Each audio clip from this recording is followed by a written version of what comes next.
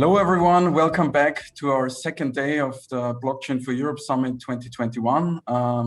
Hope you enjoyed our first day, and we have a very great agenda for today ahead of us. And to kick it off today, we have the pleasure to have a very distinguished speaker today with us to travel on a journey through the cryptoverse.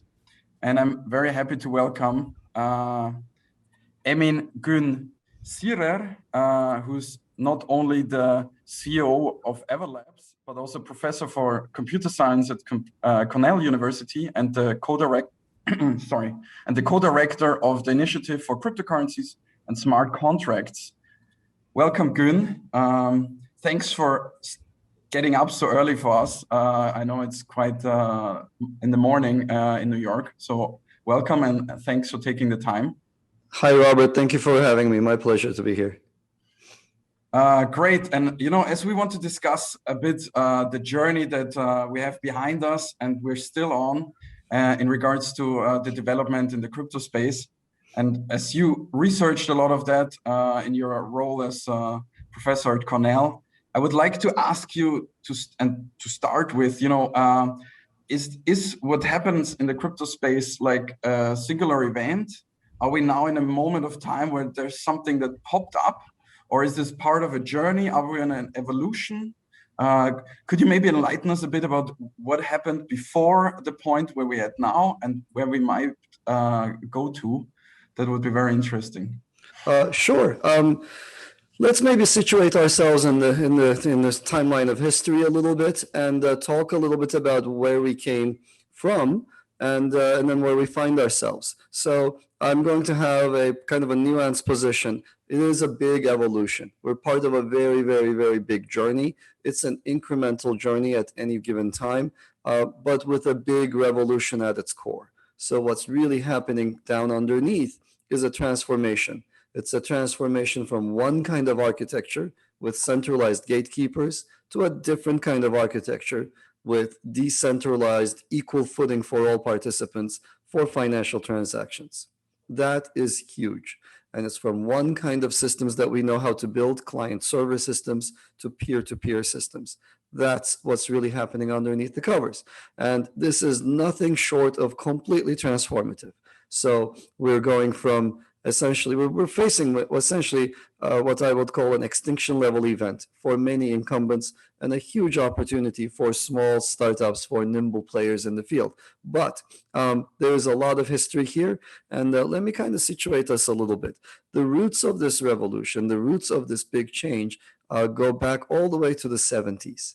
And it starts with a very simple idea called consensus protocols that lie at the heart of every single cryptocurrency and every single blockchain, including Bitcoin and including everything that anybody might have heard of. These consensus protocols, what they do is they allow a set of participants to maintain some kind of a data structure, something like a ledger, even in the presence of people who might want to disrupt the operation of the system. And consensus protocols were identified starting all the way back in the late 70s as a very important kind of protocol. And we just didn't know how to build good ones for a very long time. We did know how to build small scale ones. We did know how to build consensus protocols that can allow up to a few hundred participants in them. But we did not know how to build very big ones. So at about the same time, again, in the 80s, beginning in the 80s, we began to figure out how to build cryptographic systems that can be used in practical settings, like this one, where there's a public key, what we call public key cryptography, started to mature or became mature in the mid 80s. So early 80s or mid 80s, it ended up, the tools that we end up using every day for these protocols ended up arriving at around that time. So that gave us the initial proposals for eCash, for digital cash systems. And that gave us the very early systems for cryptocurrencies, or rather micropayment systems. And I remember that in the mid 90s, there were a flurry of systems that were created for payments on the internet, very early protocols for fetching web pages actually have payment fields in them that people thought, hey, it might make sense to have to pay a web server for content. And they were actually built into these early protocols. You don't see them used today. And if you talk to the people who actually were part of that effort, they will tell you that they tried to work with the banking system, that they tried to work with the incumbents, and the incumbents were so slow and put up so many barriers that that flurry of the mid-90s efforts ended up going nowhere. And today you don't see any of these systems actually being used at all. What happened next is an interesting one. I think around 2000 or so, I actually built something called Karma. Around 2002, the project started, and it was published in 2003. And it was magic internet money that was minted via proof of work. I think the very first implementation of a cryptocurrency with proof of work minting was done by my group, and it's a system called Karma from '03, and it was invented essentially to help peer-to-peer systems, file download systems, to make sure that people wouldn't just leech resources, but that they would have to contribute resources back. So that happened in the early noughts, and it didn't go anywhere. It's very well cited. The Karma work is very well cited among academics, but I didn't push it with the kind of vision that you see with today's cryptocurrencies. I did not push it as a replacement for the dollar, the euro, and so on. I pushed it for use for file download systems. And I was counseled at the time by older professors, by people I looked up to, who said, look, this is a really interesting field, but as a young assistant professor, you'll never find funding for this. So the entire nation, the US at the time, was really concerned about terrorist financing. And it's just not going to go anywhere. And they were right. I would not have been able to take that into a career. I would not have been able to fund any of the work I did.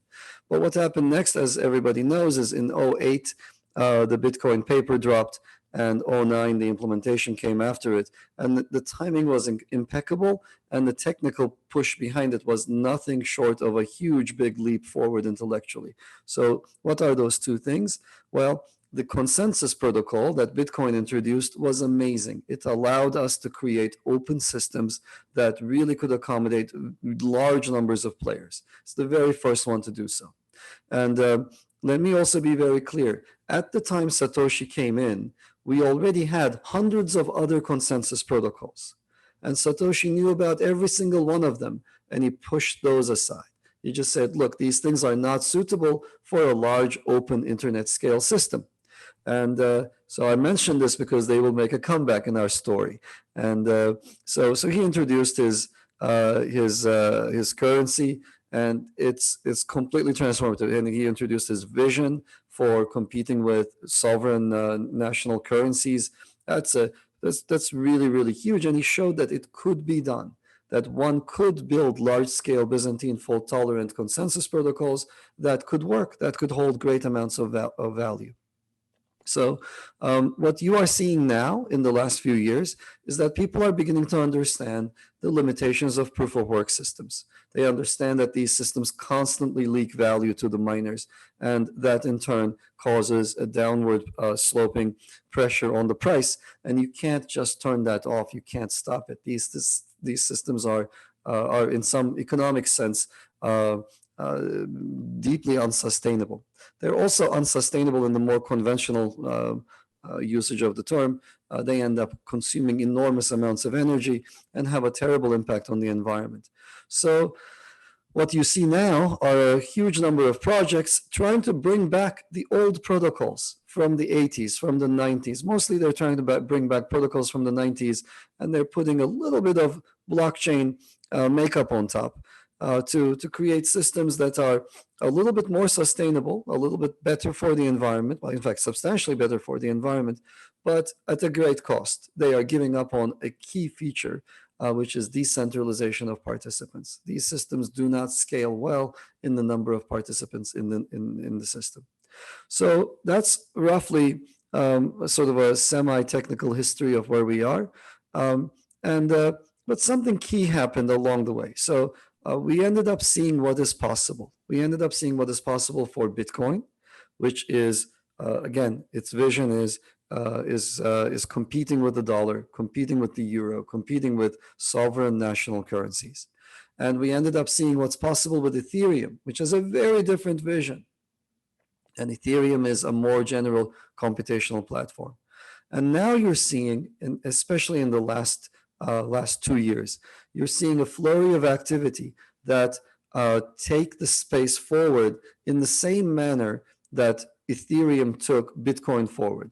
Ethereum added programmability of the contract language, and it allowed, Bitcoin does some contracts, but it does a very limited number of contracts. You don't see people building new things on top or issuing assets on top of Bitcoin.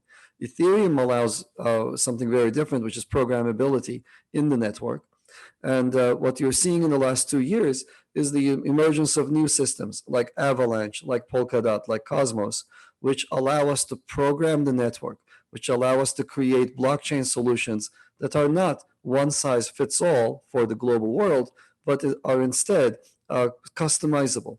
So Avalanche has this notion of subnets, for example, that allow us to create assets tailored to a specific need or a specific use.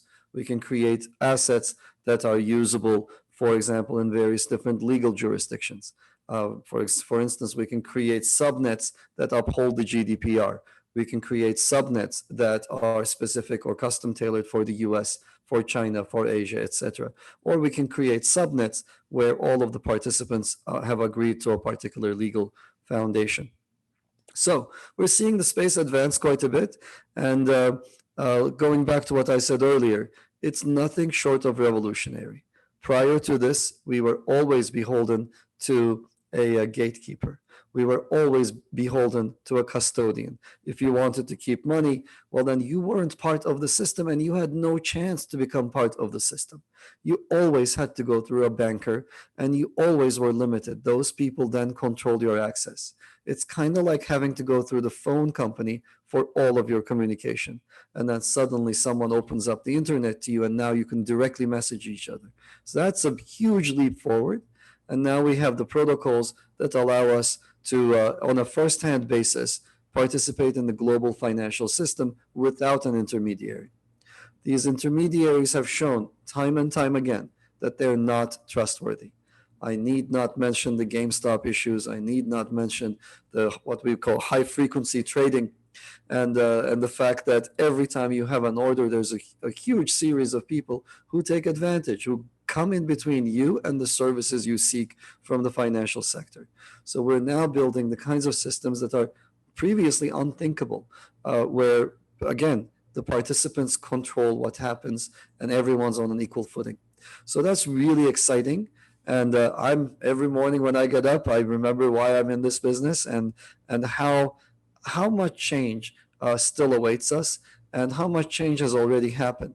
And I'm really, really excited about what is to come. We're going to transform the financial underpinnings, the financial infrastructure of the world. And that transformation has started.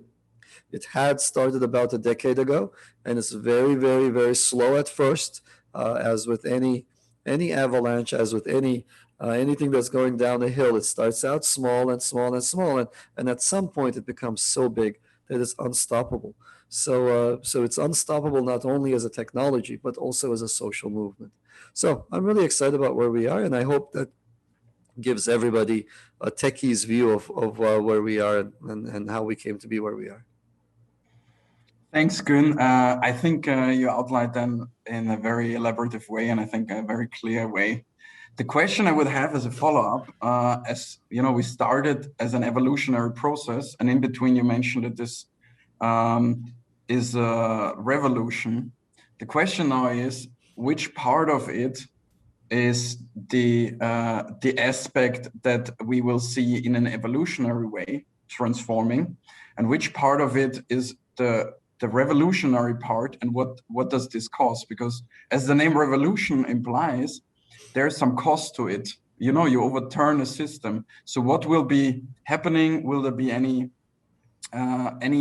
unforeseen events, any potential catastrophes coming out of this revolution, or will it be a smooth transition? What's your expectation on this?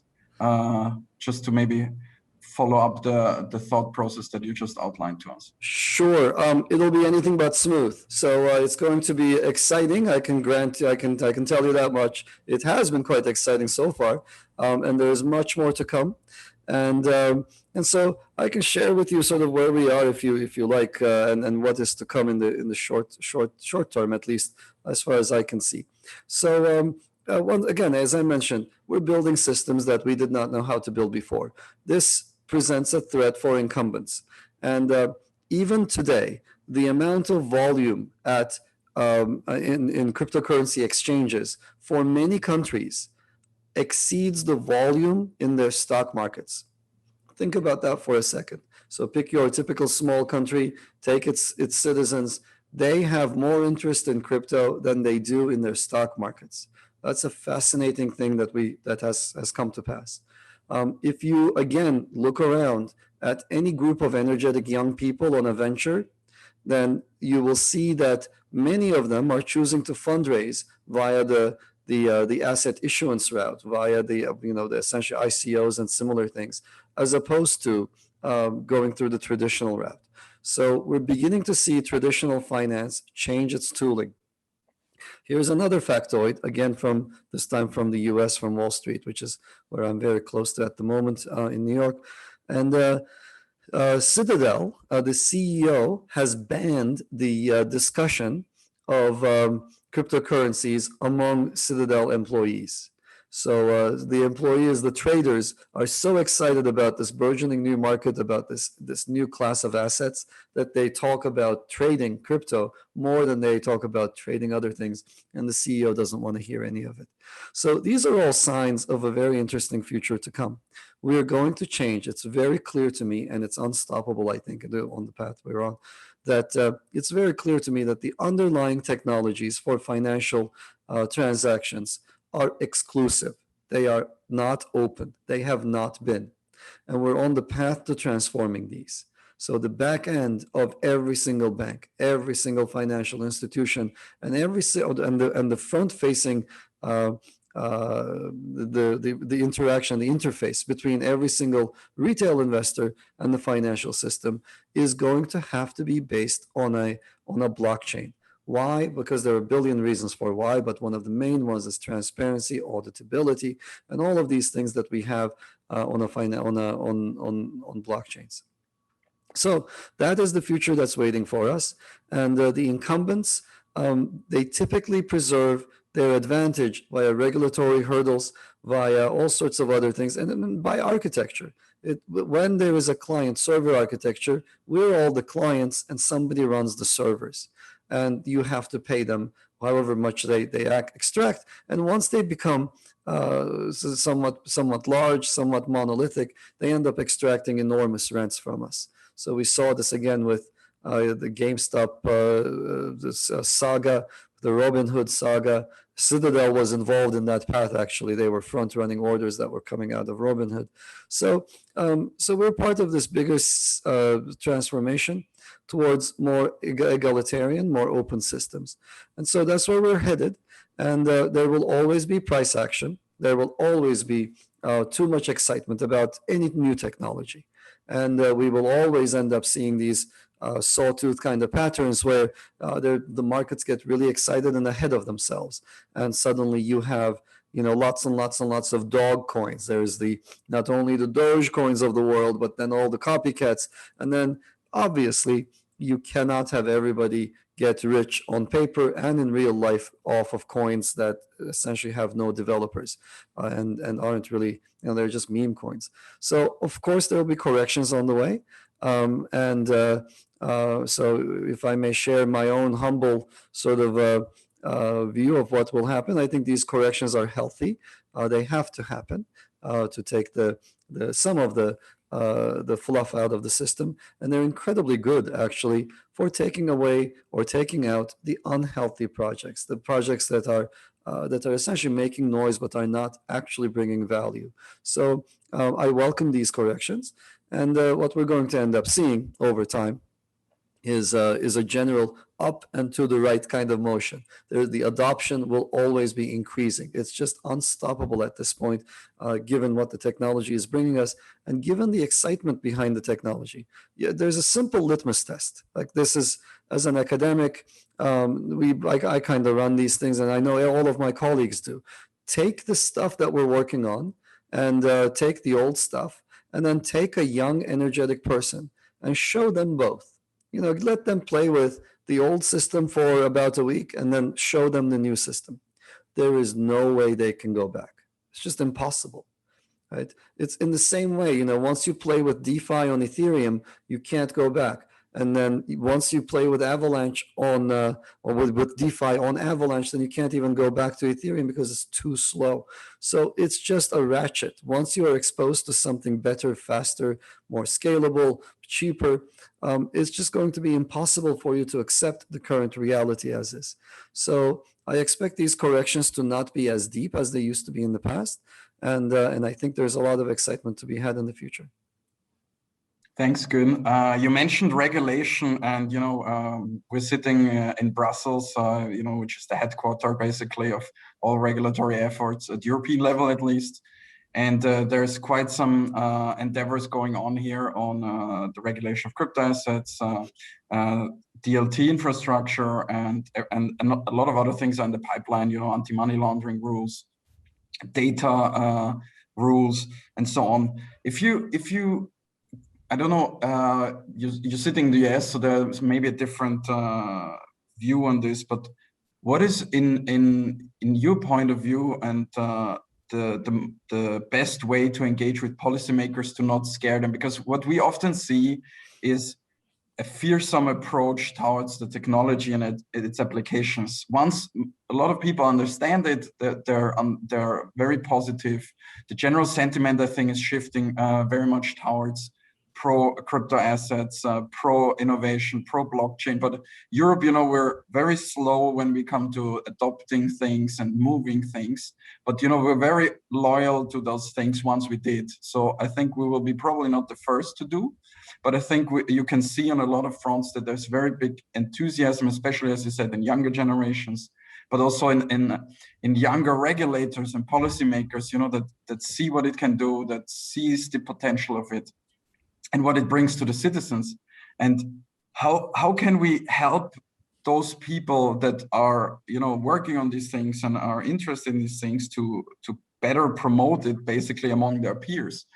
Because it's not that it's the crypto industry versus policymakers. I think it's uneducated versus educated people, and they're basically everywhere in both camps sometimes, because otherwise conversation would be probably also often a bit more direct and understanding. So it's a two-side conversation that we're having. So that sometimes, you're very tech-affine, innovation-driven people that sometimes lack the patience and the wording sometimes even to talk to policymakers, regulators. So how could we support them or support both of them actually, so to speed this up and improve this?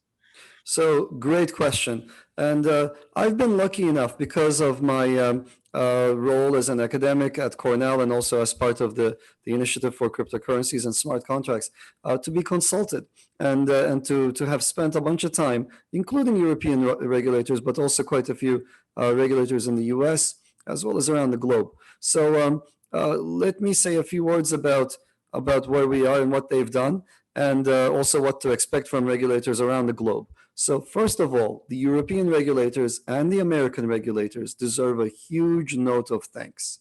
I believe that they have exercised a very light touch when it comes to this area.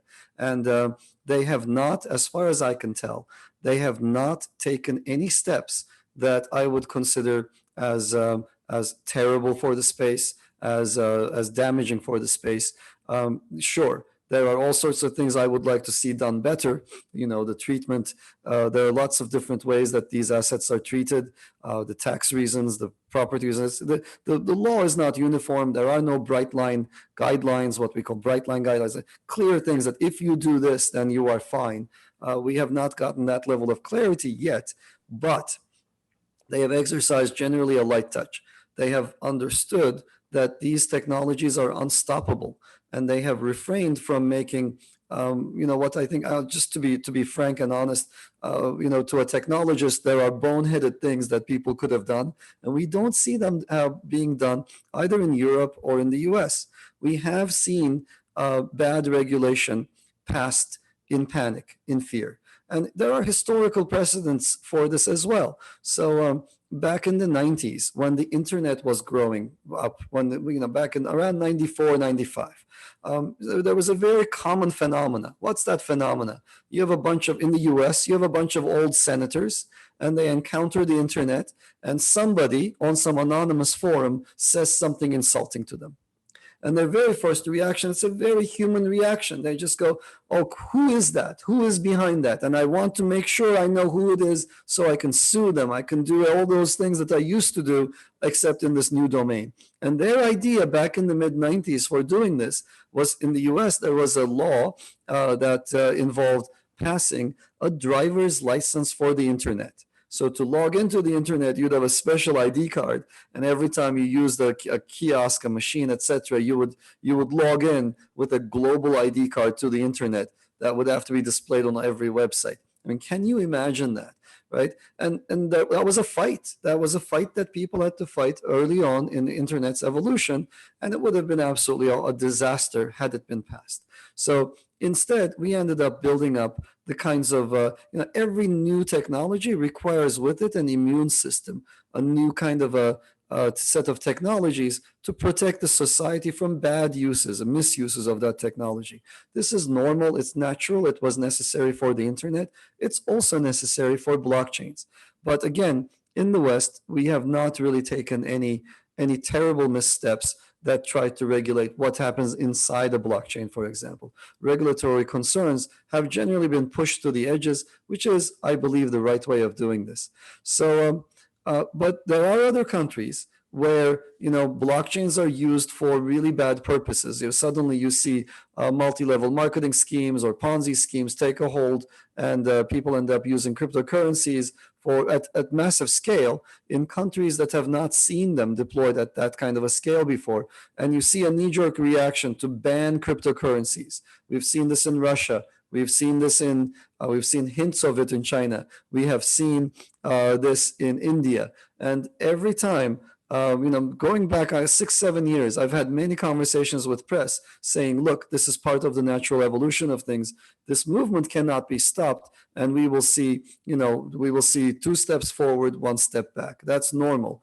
What in cryptocurrency circles, what we call the Russia FUD, the China FUD, the India FUD, these were all expected, and they're part of a larger pattern where it's always up and to the right when it comes to adoption. These things are fantastic. The technology is just so unstoppable that trying to regulate what happens inside of it is a losing proposition. So I've spent a fair bit of time talking to regulators, as I mentioned. I think in the US, I have briefed countless regulators back in the day, starting in 15 and on. And the right way to engage with regulators is to acknowledge their concerns. They have some rightful concerns, and then to try to find ways that the technology can meet them. Now, again, I want to be careful here. Some technologies are inherently incapable of accommodating local jurisdictional needs. So some technologies are one size fits all. So those are going to have a hard time. And that's why one of the things that you find in these circles is a libertarian ideology. And in fact, an extreme version of it, where people try to erase boundaries. They try to overlook the fact that there is such a thing as Europe. There is such a thing as the US. It has different legal foundations. And we need to be, in fact, and Europe is not a monolithic entity. It has its own subdivisions internally. And if your system is incapable of accommodating any set of rules other than its own, then you suddenly have to adopt this extreme libertarian ideology. And where you say, okay, down with the sovereigns, down with sovereign fiat. And suddenly you find these extreme viewpoints that are very common in crypto circles, where people believe that fiat currency must die, must be replaced by a blockchain competitor. And it's actually not partly, I think to a large extent, it's stemming from the limitations of the underlying technology. We are capable of building blockchain solutions that are compatible with local needs, and we can build blockchains that are not just one size fits all, but chains that or systems that can accommodate local restrictions. So there's a very interesting future ahead, and if people were to not get stuck on any one technological solution, especially early solutions, and take a broader view, they will find that it's actually quite possible to accommodate just about any restraint stemming from societal needs. And we need to be open-minded as technologists to and acknowledge that yes, there are certain needs, and we should accommodate some of them as they make sense within this new context. Many of these needs can be accommodated at the edges and not on the internals of the systems, and then work with the regulators to come up with a coherent, cohesive set of procedures for everyone to follow, for guidelines for everyone to follow. So I don't think those days are too far from now. I think in the next half decade to a decade, I think that it takes a long time. It took that long for regulations involving the internet to emerge. So I would suspect that it would take at least half a decade, maybe a full decade, for us to get the kind of clarity that you and I would like. But we will get there eventually. And there will be missteps along the way as well. There might well be missteps. Again, it's quite unprecedented that the regulators took as light a path as they did in the U.S. and in Europe. They might actually end up making some missteps in the future, and they typically, in general, what these things do is they get undone shortly after being enacted. So I have faith in the system, and I'm pretty sure that we're going to see regulatory frameworks emerge over time. Thanks, Gun. I agree with the last points you said. I think that's really something. It's a learning curve, you know. We're both in the same boat, you know. If you ask somebody in the industry that can tell you basically with 100% certainty what we have in the next decade, and you probably will start doubting. And the same is, you know, difficult for regulators to basically pre-regulate something, or at least guiding something that even the industry doesn't know where it goes. So I think it's a learning process for both sides. And as long as there's the conversation between those two, I think that can only lead to positive outcome. And I think that's also what we, for example, at Blockchain4EU do. You know, we try to have open doors and be available, and because the dialogue is the most important thing. It's not only in foreign policy, but basically in every human interaction, including, you know, between regulators and industry. You mentioned the fiat aspect, and there were some quite interesting developments lately. I mean, actually tonight, one of them even. So as the first country in the world, El Salvador adopted a law that made Bitcoin legal tender. And there's a lot of discussions in their neighboring states, among others, Panama, Paraguay, and even in Mexico. That's a debate that's on the table. So what's your view on that? Do you think that's a part of the evolutionary process? Where do you think this will lead to, and how far will it spread, or will it spread? What's your view on that? So yes, there's going to be a sort of tumultuous future in the next few years. So so I've been watching this with great interest. I've watched, for example, the government of Quintana Roo in Mexico enact a law that says that they will be using the Avalanche blockchain for some of their functions.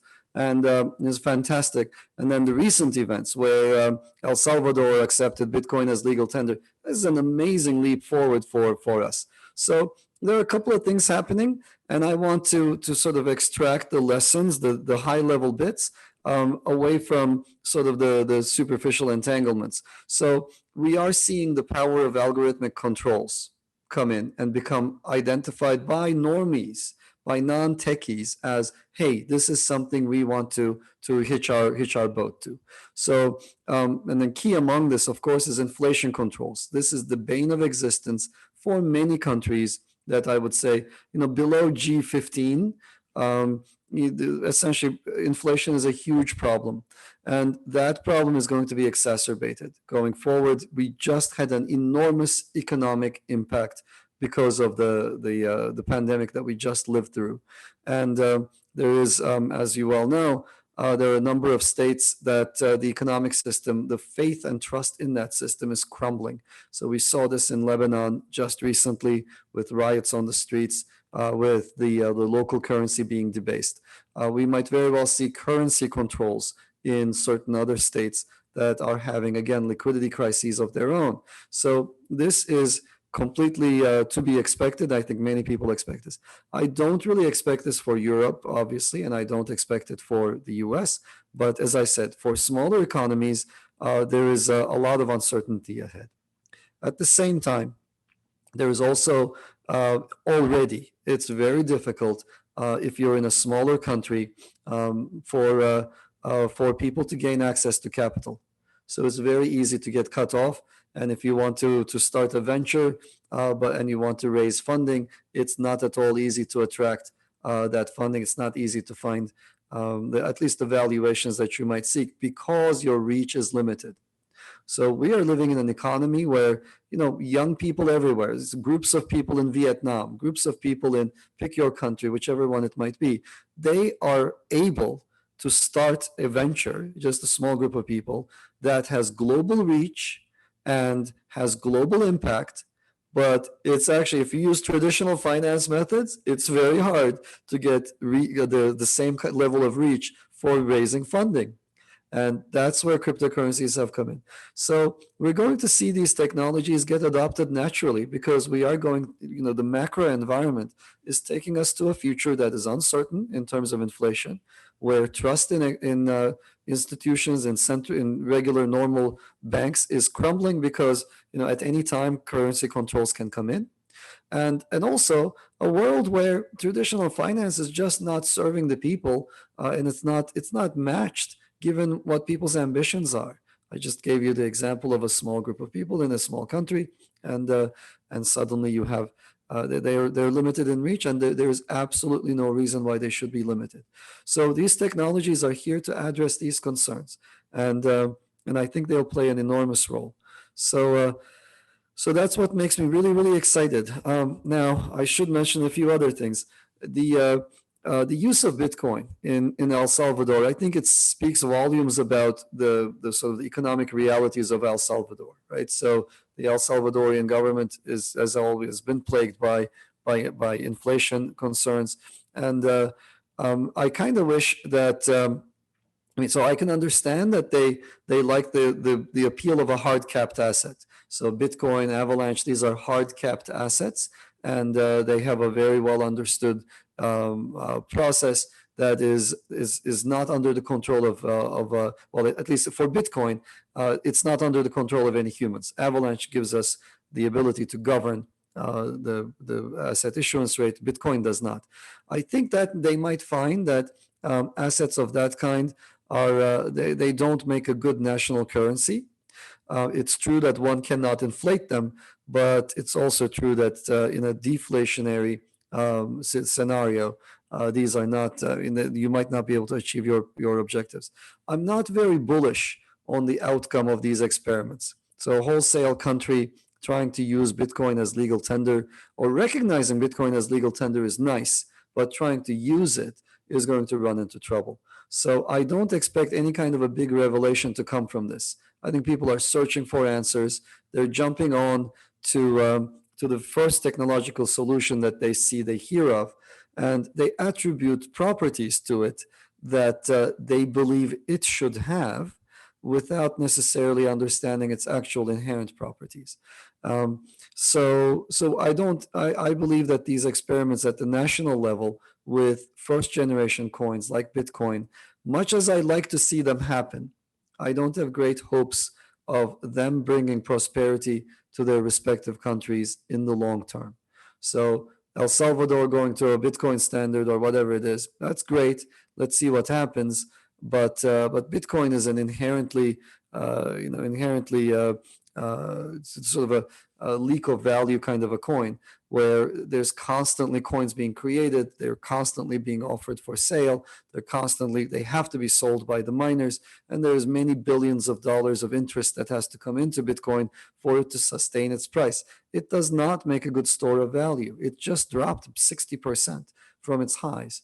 So people will be disappointed, I believe, in the long term with the use of at least the first generation currencies for national use. So I think we need more flexible systems. I think we need to think broader. And just like, when internet technologies were emerging, you don't see DataKit today. I think everybody who's a little older than me would have heard about DataKit. And you don't see that at all anywhere. And we ended up using Ethernet, and Ethernet evolved substantially. The Ethernet of today looks nothing like Ethernet when it first came out. So in a similar vein, blockchains that can serve national purposes will look nothing like the very first blockchain that everybody has heard about. So I'm excited. I'm a huge believer in what Bitcoin brought. As you heard me mention before, I have a lot of respect for the technical achievements therein. But at the national scale, I believe that one needs many other additional features for the experiment to be a big success. So these early things I watch with great interest, but I hope that the community does not pin all of its hopes on El Salvador's experiment working out, because I don't think that you will see the resounding success that one might expect there. Thanks for the elaborative outline. As we're running towards the end, there has been one looming question that I wanted to ask you, and that's something that's been discussed in a lot of places and a lot of fora, including at the EU level. And we have like 4 minutes left, so maybe we can make this a rather shorter answer. But there's the question about what can blockchain do to make our lives and our world more sustainable. There's the discussion, about proof of work protocols that consume a lot of energy, but then when you compare it, for example, to ATMs that we currently use, it's much less. So the question is, what is actually the reality about what blockchain can do about sustainability? What's the best use cases? How should we use it? What's your opinion about that? Sure, very quickly. Proof of work currencies are just not sustainable. They're just not green. And when people are pressed on this issue, they will give you all sorts of what we call whataboutisms. They're going to be like, well, what about this other thing? Well, it's better. It's still better than fiat. Well, it's better than fiat, but is it really the best that it could be? It ends up, because of the dynamics built into these systems, they end up always in a race to the top. They end up always consuming more and more energy, at the moment about 1 to 2% of world's electricity supply, in maintaining what is essentially a simple digital ledger. So this is just not the best we could do technologically. And instead, we should be thinking about other foundations, just not only for sustainability, but also for making sure that the value is retained within a system that constantly requires coins to be minted, constantly requires coins to be given to miners, and then the miners constantly having to have large costs because of the economic rat race that they're in, who have to then sell the coins and pay their power bills. That puts downward pressure on coin price. And that is a problem. It's not a huge problem right now, but after a few halvings, it's going to be a problem. And it certainly is a general problem for the world at large. Again, when pressed on this issue, people will say, but this is going to spur adoption of renewable technologies. No, not really. Renewables are an exciting area, but electricity is a fungible good. If you have a lot of electricity that you are using for Bitcoin mining, you would be far better off using it for something societally good. You could smelt aluminum, do anything, just put it to any use you like, and then use the renewable energy for something good, as opposed to keep using it just to maintain a simple ledger. And in fact, if you look at that maintenance of that ledger, it's not that decentralized at the end of the day. So the Bitcoin data structure is being maintained, for example, by a few dozen mining pools. And that's a very small number. Law enforcement knows how to go after a few dozen people very, very easily. They do this all the time. You've seen, across Europe, you've seen enforcement action that involves hundreds of people overnight. So why would that not be the same for Bitcoin? So all of these point to a better future that lies in proof of stake. So proof of stake protocols, very, very quickly, are mostly based on old technology, older than Bitcoin, that does not scale. So they're green, so they're sustainable. That's great. They can be quiescent when there's no work to do. The system doesn't consume any resources at all. But they don't allow large numbers of participants to participate in every decision. So let me just mention, maybe end on this note, not all proof of stake protocols are the same thing. So they follow different principles behind the scenes, and there's great differences between them. And in that space, one protocol stands out, which is Avalanche. It's the latest big accomplishment. And protocol-wise, it's as big a leap forward as Nakamoto's protocol was compared to the prior systems that preceded it. And the Avalanche protocol enables thousands to millions of participants in the protocol. It is truly open and has properties that resemble Bitcoin. It's a hard-capped asset and has abilities that are identical to Ethereum. It combines the best of those worlds. So I'm really excited about what is to come. And I think we know how to build better systems now. And we will see this gradual motion towards systems that are more flexible, that are greener on the environment, and overall, I think have the capacity to do exactly what you mentioned at first, which is make the world a better place. Bring on applications, decentralized applications that improve our lives. On that positive note, Gun, I really want to thank you for your time and the journey that you took us on today. And I hope you get some sleep now after staying up so late for us. Really appreciate it. And to the audience, we're moving now to our next panel, and I'm handing over in a second to my colleague Michał. Again, thank you, Gun. And thank you, Robert. To the next one. My pleasure. Thank you. Thank you very much for having me. Take care.